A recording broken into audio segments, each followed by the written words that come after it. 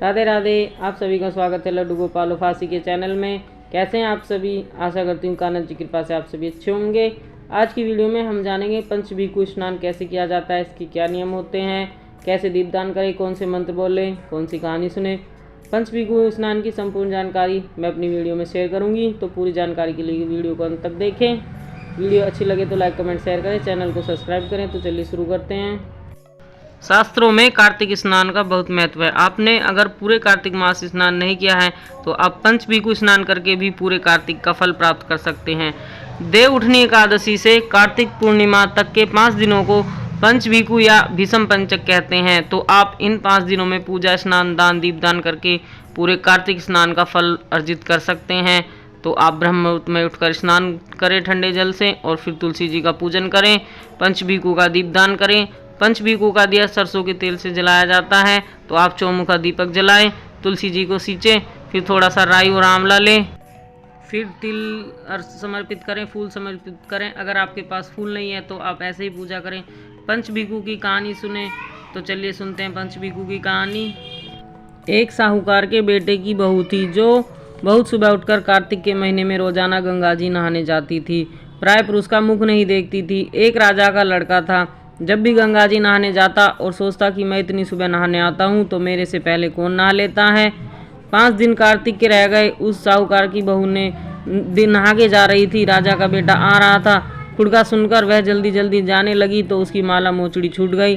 राजा आया, सोचा कि जिसकी माला मोचड़ी इतनी सुंदर है, इसे पहनने वाली कितनी सुंदर होगी।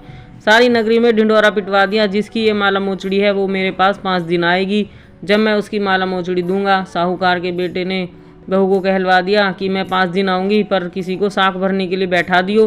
राजा गंगा जी पर बिछावन करके एक तोते को पिंजरे में टांग कर रख दिया। सुबह आई, पहली पैड़ी पर पैर रखा और बोली, हे कार्तिक के ठाकुर राय दामोदर, पंचभीकु, छठे नारायण, भीषम राजा, उस पापी को नींद आ जाए, मैं सत की हूँ तो मेरा सत रखना।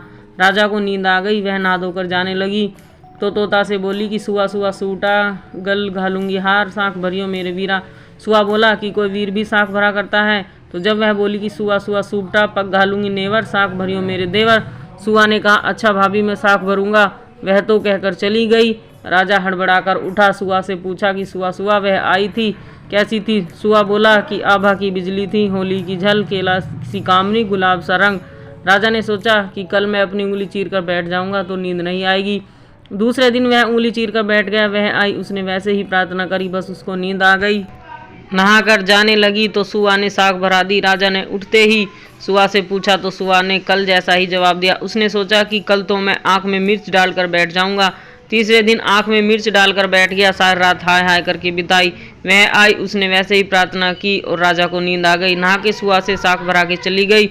सोचा कि कल तो मैं कांटों की सेज पर बिछाकर बैठूंगा। चौथे दिन वह कांटों की सेज बिछाकर बैठ गया, हाय हाय करता रहा, पर जब वह आई उसको नींद आ गई।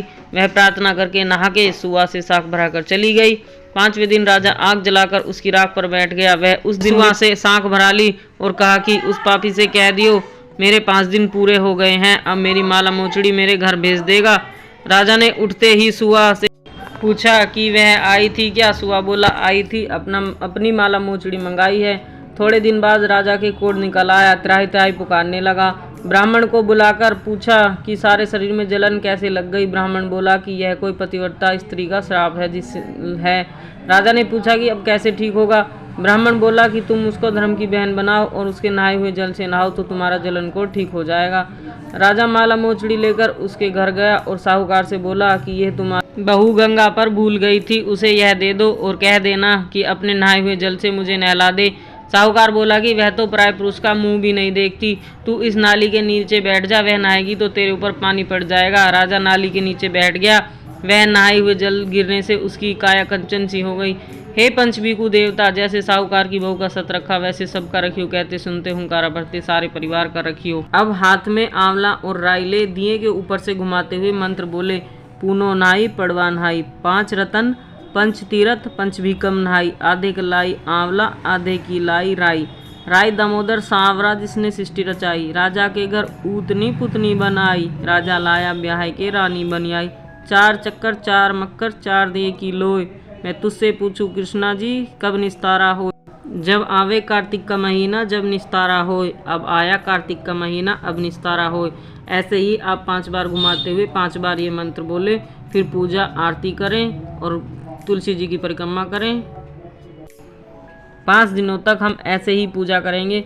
देवउठनी एकादशी से पूर्णिमा तक पंचभीकु का व्रत होता है। कुछ लोग पंचभीकु का व्रत भी करते हैं। अगर आप समर्थ हैं तो आप व्रत कर सकते हैं। एक समय फलाहार करें या एक समय भोजन करें। अगर आप व्रत नहीं कर सकते हैं तो आप पंचभीकु स्नान जरूर करें। राधे राधे। वीडियो अच्छी लगी हो तो लाइक कमेंट शेयर करें। चैनल को सब्सक्राइब करें। धन्यवाद।